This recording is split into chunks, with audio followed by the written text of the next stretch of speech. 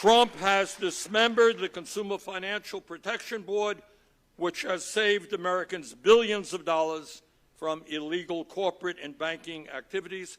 He has even taken control over the Kennedy Center and now wants to take over the post office as well. Un presidente que dice que puede hacer lo que quiera, sin importarle la ley. Exactamente es lo que Donald Trump ha estado sugiriendo. Hace unos días dejó caer una perla que dio mucho de qué hablar en las redes sociales, lo cual terminó desatando una ola de críticas, opiniones de expertos, políticos, etc., sobre el verdadero contexto de estas palabras. Sean bienvenidos a Políticamente en Desacuerdo. Amigos, hoy veremos cómo Bernie Sanders ha dejado en claro qué es lo que está haciendo Donald Trump y ha denunciado la marcha hacia el autoritarismo en este mandato de Trump. Donald Trump escribió lo siguiente: el que salva a su país no viola ninguna ley. Amigos, básicamente, él está diciendo que si él cree que algo es por el bien del país, puede hacer lo que le dé la gana. Si eso les parece conocido, es porque, amigos, eso ya ha pasado. Cualquier líder autoritario de la historia lo ha dicho.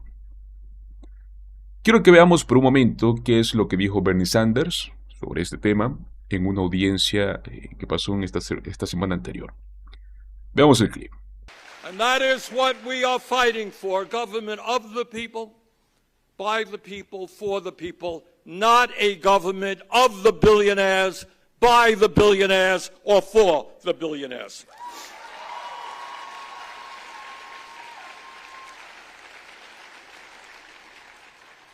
But it is not just oligarchy, as dangerous as that is. It's not just oligarchy that we are fighting. We are also fighting what is equally dangerous, and that is Trump's moving this country to authoritarianism.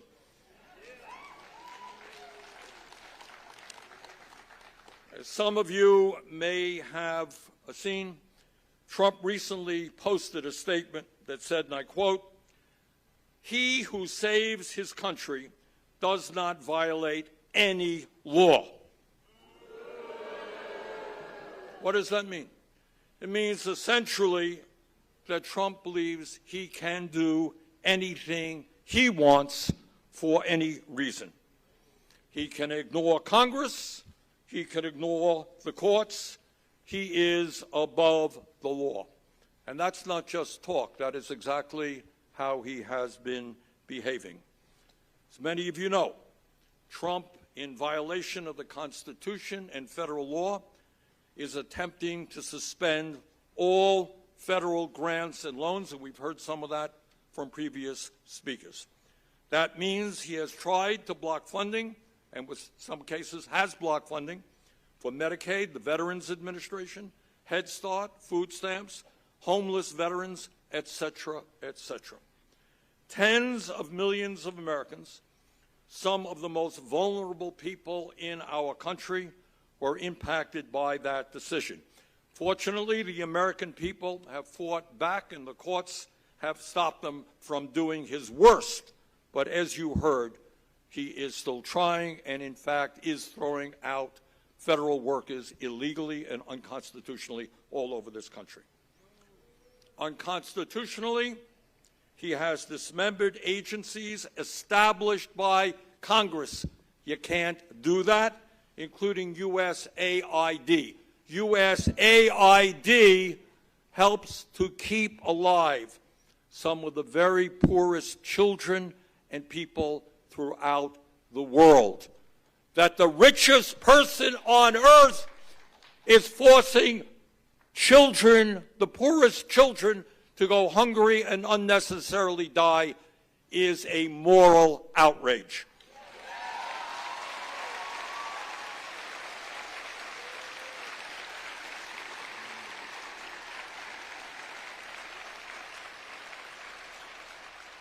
Trump has dismembered the Consumer Financial Protection Board, which has saved Americans billions of dollars from illegal corporate and banking activities. He has even taken control over the Kennedy Center and now wants to take over the post office as well. But it's not just usurping the power of Congress. He is undermining and challenging the role of the federal courts. I don't know if you've been hearing what Vice President Vance has been saying. And what he has been saying is that despite 150 years of American jurisprudence, Trump has the right to go forward regardless of what the courts say. In other words, according to Vance, the courts do not have the right to stop unconstitutional acts of a president. But it is not just in this march toward authoritarianism, it is not just usurping the power of Congress and the courts. What authoritarians do is they go after all forms of dissent, starting with the media, in an unprecedented way. Unprecedented. He has forced ABC to a settlement with him for a TV story he did not like. Meta, which owns Facebook and Instagram, has also had to respond and settle a lawsuit that he brought. He has sued CBS's 60 Minutes for billions of dollars for another story he did not like during the campaign. And incredibly, he has sued the Des Moines Register, your own paper here, for the crime of doing a poll whose results he disagreed with. And now his FCC is investigating PBS and NPR. So it is obvious what he is doing. He is attempting to intimidate the media. He is telling them that if you write a story or if you do an investigative piece that I don't like, we're going to sue your company for billions of dollars. So all over the country, the people who own these media, small papers, whatever, they say to their reporters, hey, you better think twice. Don't do that story. We can't take a lawsuit. Even if we win it, it'll cost us millions of dollars in the courts. That is what authoritarians do. Brothers and sisters, we are also dealing with a new phenomenon, which is the big lie. I will not shock you to tell you that politicians occasionally lie. Always have. But what you're seeing now is something that we really have never seen, and that is the big lie, saying something that is totally outrageous. All right? Trump continues to argue that the 2020 election that Biden won was stolen from him. A big lie. The January 6th, 2021 insurrection was, according to Trump, a day of love. Climate change is a hoax, according to Trump, originating in China. And just the other day, in a way that is going to impact the entire world, Trump announced, to the shock of everybody, that it was Ukraine that started the war, not his good friend Vladimir Putin, that Zelensky is a dictator, not Mr. Putin. So, brothers and sisters, we have a lot on the table. We've got to fight oligarchy. We've got to fight authoritarianism. We've got to figure out how we deal with a big lie, especially when that big lie gets out on... A ver, pongamos esto en perspectiva, ¿no? Si cualquier presidente puede justificar cualquier acción con la excusa de que está salvando el país, Entonces, ¿dónde queda la ley? ¿Dónde queda la Constitución? No es la primera vez, ¿no?, que Trump se muestra como alguien que cree estar por encima de las reglas. Pero amigos, este detalle es un paso más allá. Aquí es donde prácticamente tenemos que hacer una pausa, tenemos que analizar el peligro real de este tipo de declaraciones. O sea, no estamos hablando de simples exageraciones en campaña, ¿no? No, amigos, estamos viendo una narrativa. Una que está justificando la concentración de poder en una sola persona. Para que se den una pequeña idea, esto es lo mismo que han dicho líderes autoritarios en el pasado para poder finalmente consolidar su poder. Hablamos desde dictadores latinoamericanos hasta régimen en Europa del siglo XX. Es la clásica excusa de estoy salvando la nación. Siempre ha sido el argumento perfecto para ignorar leyes y eliminar cualquier oposición.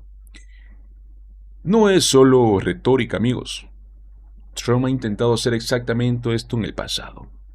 Bloquear fondos federales arbitrariamente, ignorar decisiones judiciales, atacar cualquier institución que simplemente lo contradiga, ¿no? Esto no es el simple discurso de emocionar a tus seguidores, no, es el patrón de comportamiento, ¿no? Ahora yo sé que algunos van a salir en los comentarios a decir, bueno, pero todos los políticos mienten, ¿no? Todos exageran, todos juegan con palabras, ¿no? Y sí, en cierto modo eso es cierto, ¿no? Pero amigos, aquí hay una diferencia enorme entre prometer cosas imposibles en campaña y salir a decir abiertamente que las leyes no aplican para ti. Donald Trump no está diciendo que hará algo difícil, está diciendo que no tiene límites. Amigos, eso es muy peligroso. ¿Qué podemos aprender de todo esto?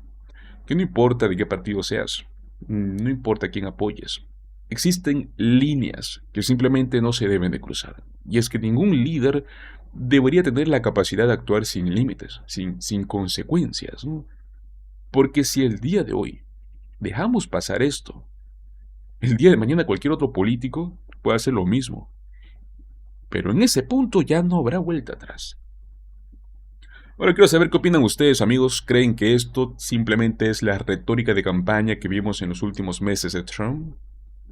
¿O estamos viendo algo mucho más preocupante? Los invito a que me dejen sus comentarios aquí abajo para que continuemos con esta conversación. Hemos llegado hasta el final de este video, como siempre. Si me quieren apoyar, regálenme un like, compartir este video, suscribirse a nuestro canal Políticamente en Desacuerdo. Nos vemos en el próximo video. Hasta luego.